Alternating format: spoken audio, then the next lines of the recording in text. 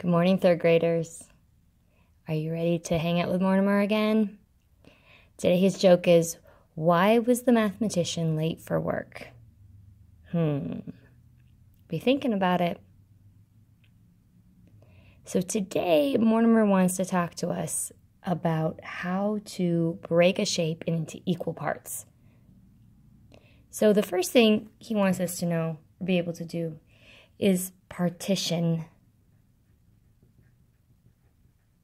shapes. Thank you, Gracie, for this beautiful pen. It's perfect for Mortimer videos. Partition means to break up or break apart. If I had a cookie and I needed to partition it into equal parts, that would mean I'd need to break it up into equal parts. So today, we need to be able to partition shapes into parts with equal areas. So I know if Jolie and Shay and Haslin had a cookie and I partitioned it into parts that were unequal, you better believe there'd be some screaming. So today, we're going to learn how to make them equal parts, which is pretty important. And Mortimer, there's something else, isn't there? Okay, let's do it then. He wants you to be able to express the area of each part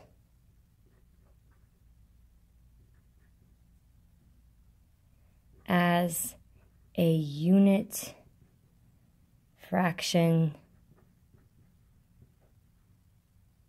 of the whole. Ooh, Mortimer, I don't like that. That seems hard. What's that you say? It's not actually that hard. Okay, it just sounds hard because there's some big words. I think you might be right. Basically, what that means is if you had a cookie, you could say, and you broke it in and you partitioned it into 3 equal parts, you would say one part was 1/3, another part was 1/3, and another part was 1/3. Those are each unit fractions. That's what that means in fancy words. Next time, Mortimer, let's be a little more simple. Okay, we've got the eyeballs. We know this first part is something that I'm going to do with you. So, let's do it. It's saying partition the rectangle into 2 different ways. Okay, I need to make my parts equal. So I'm going to kind of try to make them equal the best I can. 1, 2, 3, 4, 5, 6. Did I do a perfect job? No. They're not exactly equal. But because we're kind of guesstimating, I'm going to be okay with this. This one's a little bigger than that one. In an exact world, they would all be exactly the same. But I kind of guesstimated as I went along. You might want to use a pencil so you could erase and make yours a little more exact. So this rectangle is divided into how many equal parts? 6 equal parts. Each part is 1/6 of the total area of the whole rectangle. So that's that second part where you're supposed to be able to express the area of each part as a unit fraction of the whole. That's what you just did there. You just said, hey, this little part here is 1/6 of the whole thing. There's another way that we can break it into 6, though. We could break it in half. And then we could break this into thirds, and that would give us 1, 2, 3, 4, 5, 6 equal parts. Once again, I'm eyeballing it. This is a little smaller than that, but this is my guesstimate. If you had a pencil, you might want to erase and make it a little bit more perfect. This rectangle is also divided into 6 equal parts. And each part is 1/6 of the whole. So I could write 1/6, 1/6, 1/6, 1/6, 1/6, and 1/6. Same thing up here. 1/6, 1/6, 1/6, 1/6, 1/6, 1/6. That's a lot of 1/6, if you want to say it. say it out loud right now. It's kind of fun. Okay. More eyeball ones. Let's go over here. This time I need to actually draw my square. It's asking for a square, so I know I need my sides to be the same length. So it says draw 2 squares the same size. Partition the squares into fourths 2 different ways. I'm going to make a square here. I'm going to make a square here. Is my square perfect? Nope. Yours isn't going to be because you're human. But I'm trying to make all my sides the same length. The best I could. And I'm trying to make them the same size the best I can. Okay. Now I've got to partition them into fourths. Here's one way I can do it. Diagonals. Are those all the same length? Or same area? They are. 1/4, 1/4, 1/4, and 1/4. This square is divided into 4 equal parts. Each part is 1/4 of the total area of the square. Okay, let's think of another way we can do this. Could we do it like this? We could. Even though these shapes are different, they are still the same exact area. They look different, but they take up the same amount of space. Cool, huh?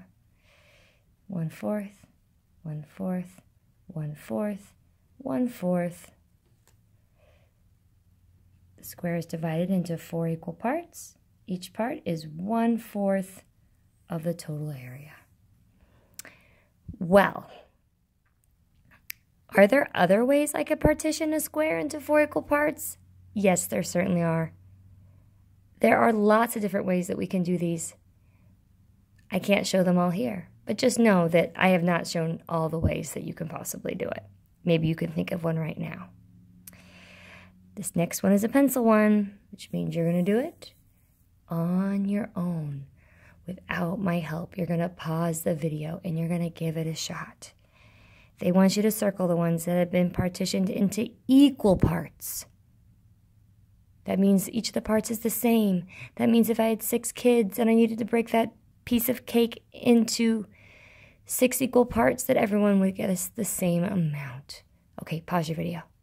Give it a shot. See you soon. Bye. I'm back, and so are you. Which ones did you circle? If you circled the first one, 1, 2, 3, 4, 5, 6. 6 equal parts. They're all the same. No crying there. The cake is equal. Those parts are different. It is 6 parts, but they aren't equal parts. This one is a lot smaller than that one. Ding, ding, ding, ding, ding, ding, ding. Perhaps you did this one. 6 parts, all equal. Some of those parts are a lot smaller than other parts. Did you get that? Awesome. Pat yourself on the back. The next one is another pencil one.